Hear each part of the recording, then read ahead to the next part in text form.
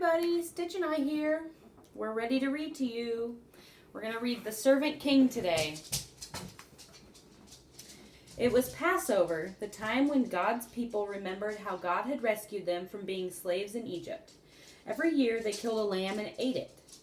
The lamb died instead of us, they would say. But this Passover, God was getting ready for an even greater rescue. Jesus and his friends were having the Passover meal together in an upstairs room. But Jesus' friends were arguing. What about? They were arguing about stinky feet. Stinky feet? Yes, that's right. Stinky feet. Now, the thing about feet back then was that people didn't wear shoes. They only wore sandals, which might not sound unusual, except that the streets in those days were dirty. And I don't just mean dusty dirty. I mean really stinky dirty.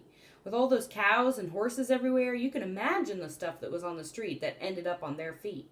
So anyway, someone had to wash away the dirt, but it was a dreadful job. Who on earth would ever volunteer of doing it? Only the lowliest servant. I'm not the servant, Peter said. Nor am I, said Matthew. Quietly, Jesus got up from the table, took off his robe, picked up a basin of water, knelt down, and started to wash his friend's feet. You can't, Peter said. He didn't understand about Jesus being the servant king. If you don't let me wash away the dirt, Peter, Jesus said, you can't be close to me. Jesus knew what people needed was most to be clean on the inside. All the dirt on their feet was nothing compared to the sin inside their hearts. Then wash me, Lord, Peter said, his eyes filling with tears, all of me.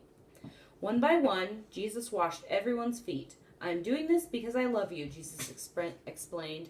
Do this for one another.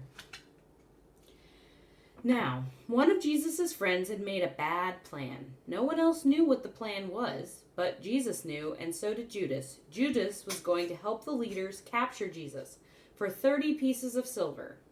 Go on, Judas, Jesus said, and Judas got up from the meal, left the room, and walked out into the night. Then Jesus picked up some bread and broke it. He gave it to his friends. He picked up a cup of wine and thanked God for it. He poured it out and shared it. My body is like this bread. It will break, Jesus told them. This cup of wine is like my blood. It will pour out. But this is how God will rescue the whole world. My life will break and God's broken world will mend.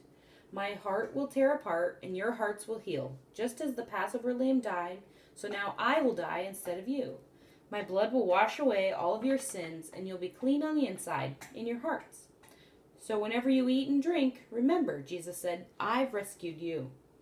Jesus knew it was nearly time for him to leave the world and to go back to God. I won't be with you long, he said. You're going to be very sad.